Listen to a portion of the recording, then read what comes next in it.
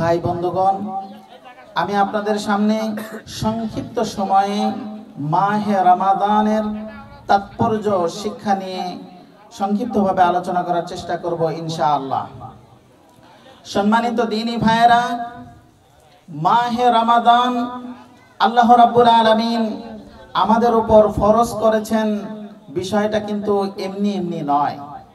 মাহে রমাদান মুসলিম জাতির জন্য যে কত একটা গুরুত্বপূর্ণ বিষয়, এটা আমরা আসলে ওইভাবে উপলব্ধি করতে পারি না। আমরা যদি কোরআন সুন্নাহর দিকে তাকাই তাহলে দেখব রাসূল আকরাম সাল্লাল্লাহু আলাইহি সাল্লাম ঘোষণা করেছেন একটা হাদিসের অংশ বিশেষ, রমাদানু ইলা রমাদান।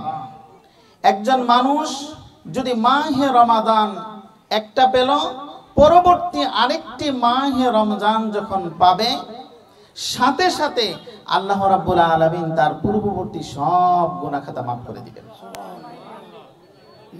এই মাহে রমাদান একটা মানুষের জন্য যে কত গুরুত্বপূর্ণ, আমি যেহেতু সময় সংকীর্ণ এই জন্য কয়েকটি রমাদানের আহদাফ, রমাদানের টার্গেট উল্লেখ করব। এক নম্বর, মাহে রমাদানের টার্গেট সমূহের মধ্য থেকে সবচেয়ে গুরুত্বপূর্ণ হলো তাহসিলুত তাকওয়া। এই মাহে রমাদান আমাদেরকে দেওয়া হয়েছে, আমরা পেয়েছি এই মাহে রমাদানের একটা টার্গেট, উদ্দেশ্য হলো মাহে রমাদান আমাকে, আপনাকে, আমাদেরকে তাকওয়াশীল বানিয়ে দিবে। আল্লাহ রাব্বুল আলামিন কোরআনে পাকের মধ্যে বলেছেন, ইয়া আইয়ুহাল্লাযীনা আমানু কুতিবা আলাইকুমুস সিয়াম কামা কুতিবা আলাল্লাযীনা মিন ক্বাবলিকুম লাআল্লাকুম তাত্তাকুন। হে ঈমানদারেরা, তোমাদের উপর মাহে রমাদানকে ফরজ করে দেওয়া হয়েছে। কেন?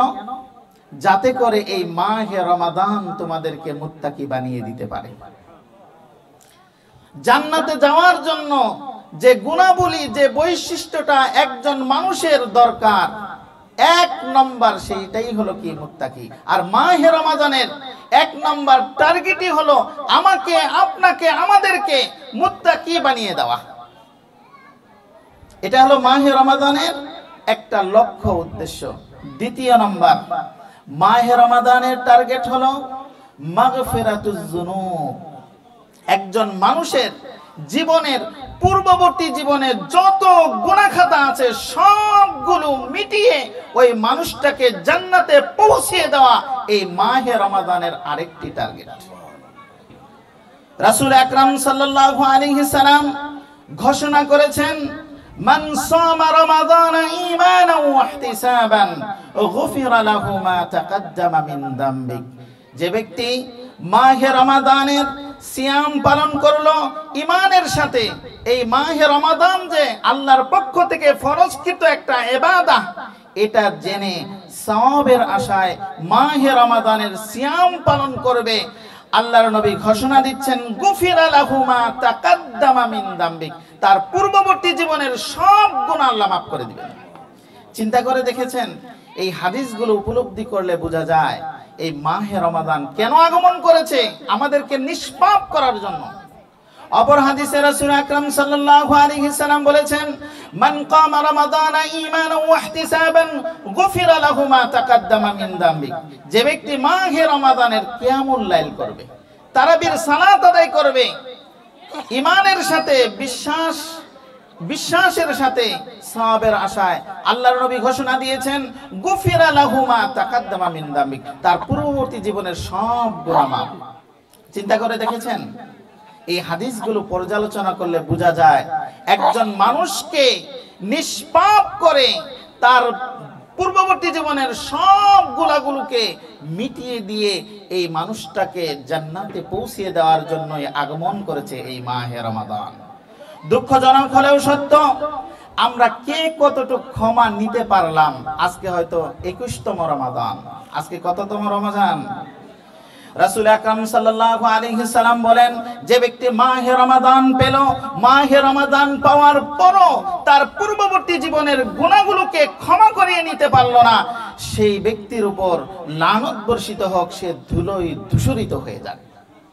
তাহলে আপনি আমি যদি এই ক্ষমা আল্লাহর কাছে নিতে না পারি, তাহলে এই মাহে রমাদান আমার জন্য একটা কি অভিশাপ হয়ে দাঁড়াবে। এই জন্য আমাদের উচিত হবে আমরা এই মাহে রমাদানে আল্লাহ রাব্বুল আলামিনের কাছে অধিক হারে ক্ষমা প্রার্থনা করব। আল্লাহ রাব্বুল আলামিন যেন আমাদের জীবনের পূর্ববর্তী জীবনের সকল গুনাহগুলো মাফ করে আমাদের জান্নাতের অধিবাসী হিসেবে কবুল ও মঞ্জুর করেন। সম্মানিত দ্বীনী ভাইয়েরা, মাহে রমাদানের উদ্দেশ্যগুলোর মধ্যে অন্যতম আরো একটি উদ্দেশ্য হলো আল আইশু মাআল কুরআন। মাহে রমাদান আমাদেরকে শিক্ষা দেয় যে একজন মানুষ তার জীবনকে কুরআনিক জীবন গঠন করে ফেলবে। এই মাহে রমাদান এত মর্যাদা, এত গুরুত্ব কেন? আল্লাহ রাব্বুল আলামিন মাহে রমাদানের গুরুত্ব, মাহে রমাদানের সম্মান বর্ণনা করতে গিয়ে মাহে রমাদানের পরিচয় দিয়েছেন শাহরু রমাদান আল্লাযী উনজিলা ফীহিল কুরআন। সম্মানিত দ্বীনী ভাইয়েরা, মাহে রমাদান এর পরিচয় আল্লাহ দিয়েছেন। মাহে রমাদান হলো এমন একটি মাস যেই মাসে কুরআন নাজিল করা হয়েছে। সেই মাসে কি নাজিল করা হয়েছে? কুরআনের কারণে এই মাহে রমাদানের এত মর্যাদা, কুরআনের কারণে এই মাহে রমাদানের এত তাৎপর্য। সম্মানিত দ্বীনী ভাইয়েরা, এই কুরআনের সাথে কিন্তু আপনাদের এই প্রতিষ্ঠানটাও রিলেটিভ। কুরআনের সাথে কি এই প্রতিষ্ঠানটা রিলেটিভ? এই প্রতিষ্ঠানের মূল লক্ষ্য উদ্দেশ্যই হলো কুরআনিক শিক্ষা সঠিকভাবে বাস্তবায়ন করা। সম্মানিত দ্বীনী ভাইয়েরা, আমরা সকলেই মারা যাব না? আমরা যখন সকলেই মারা যাব, কুরআন কতটুকু গুরুত্বপূর্ণ বিষয় তার একটা উদাহরণ আপনাদের কাছে উপস্থাপন করি। আল্লাহর নবী বলেন, যখন একজন মানুষ মারা যাবে, যখন কবরে তাকে রেখে আসা হবে, তাকে তিনটি প্রশ্ন করা হবে। সকলেই জানি না? প্রশ্নগুলো তো জানি সকলেই, আমি প্রশ্নগুলোর কথা বলবো না। যে ব্যক্তি এই তিনটি প্রশ্নের সঠিক উত্তর দিতে পারবেন, আল্লাহর নবী ঘোষণা দিয়েছেন তাকে চতুর্থতম আরেকটি প্রশ্ন করা হবে। যে সঠিক অ্যান্সার দিতে পারবে তাকে চতুর্থতম আরো একটি প্রশ্ন করা হবে। খুবই গুরুত্ব সহকারে শুনবেন, আপনাদের কাছে আকুল আবেদন। ওই ব্যক্তিকে তখন বলা হবে, যে সঠিক অ্যান্সার দিবে তাকে বলা হবে, মা ইউদরিকা, হে অমুক ব্যক্তি, হে অমুক ব্যক্তি, আপনি যে তিনটি প্রশ্নের সঠিক উত্তর দিলেন, এই উত্তরটা কে আপনাকে শিখিয়ে দিয়েছে? এই উত্তরটা কে আপনাকে শিক্ষা দিয়েছে? তখন এই মুমিন ব্যক্তি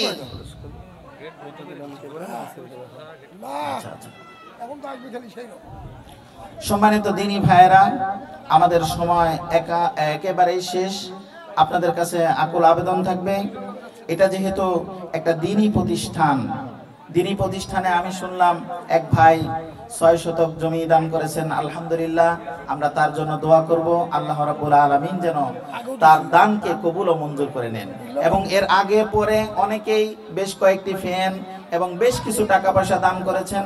আল্লাহ রাব্বুল আলামিনের কাছে সিয়ামরত অবস্থায় দোয়া করব, আল্লাহ রাব্বুল আলামিন যেন তাদের সকলের এই দানকে কবুল ও মঞ্জুর করে নেন। সকলে বলে আমিন। সর্বশেষ আপনাদের কাছে আকুল আবেদন এটাই, এটা যেহেতু একটা বৈঠক, বৈঠকের একটা সুন্নাহ আছে যে বৈঠকই একটা দান। আপনারা যা দান করেছেন আলহামদুলিল্লাহ, শেষ মুহূর্তে আপনাদের কাছে আকুল আবেদন থাকবে যে শেষ মুহূর্তে বৈঠক শেষের সময় আপনারা যে যা যতটুক পারেন এই প্রতিষ্ঠানের জন্য দান করবেন।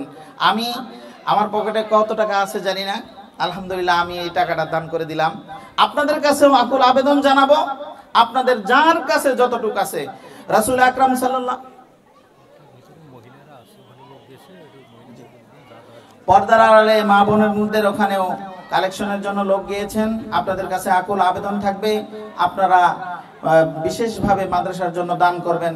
সম্মানিত দ্বীনী ভাইয়েরা, আসলে দান কে কতটুক দিল বিষয় এটা কিন্তু নয়, কার কতটুক আছে তার থেকে কে কতটুক দান করলো এটাই কিন্তু মুখ্য বিষয়। রাসূল আকরাম সাল্লাল্লাহু আলাইহি সাল্লাম একদা সাহাবাদের দান কালেকশন করতেছিলেন। সেখানে দেখা গেল হযরত উসমান রাদিয়াল্লাহু তাআলা তার সমুদায় সম্পদের 25% দান করলেন। যে দানগুলো মসজিদে এনে দেখা গেল মসজিদ ভরে গেছে, মসজিদের সামনে রাখলেন। হযরত ওমর ফারুক রাদিয়াল্লাহু আসলেন, তিনি দান করলেন, তিনি তার সম্পদের 50% দান করলেন। হযরত আবু বকর এসে তিনি দান করতে করতে সব দিয়েছেন, সর্বশেষ তার যে সম্পদ ছিল 100% সেটাও দান করে দিলেন। সম্মানের ক্ষেত্রে কি দেখা গেল? আল্লাহ রাব্বুল আলামিন দুনিয়াতে তাকে পুরস্কার দিলেন, পুরো মুসলিম উম্মার প্রথম খলিফা হিসাবে আবু বকর রাদিয়াল্লাহুকে কি করেছেন? কবুল করেছেন। চিন্তা করে দেখেছেন? দান কম বেশি এটা মুখ্য বিষয় নয়, কার কতটুকু অর্থ আছে সেখান থেকে কত পার্সেন্ট দান করলেন সেটা হলো মুখ্য বিষয়। সম্মানিত দিনী ভাইয়েরা, আপনারা এখানে উপস্থিত আছেন, আপনাদের কাছে সাধ্য অনুযায়ী যার যতটুকু আছে আপনারা এই মাদ্রাসার কল্যাণের কাছে দান করবেন। আল্লাহ রাব্বুল আলামিনের কাছে দোয়া করি, আল্লাহ রাব্বুল আলামিন যেন আমাদের সবাইকে কবুল করেন, বিশেষ করে এই মাদ্রাসাকে কবুল করেন, এবং আমরা যারা সহায়তার হাত বাড়িয়েছি সকলের দানকে আল্লাহ কবুল ও মঞ্জুর করেন। সকলে বলে আমিন। সুবহানাকা আল্লাহুম্মা ওয়া বিহামদিকা আশহাদু আল্লা ইলাহা ইল্লা আনতা আস্তাগফিরুকা ওয়া আতুবু ইলাইক। আসসালামু আলাইকুম ওয়া রাহমাতুল্লাহি ওয়া বারাকাতুহু।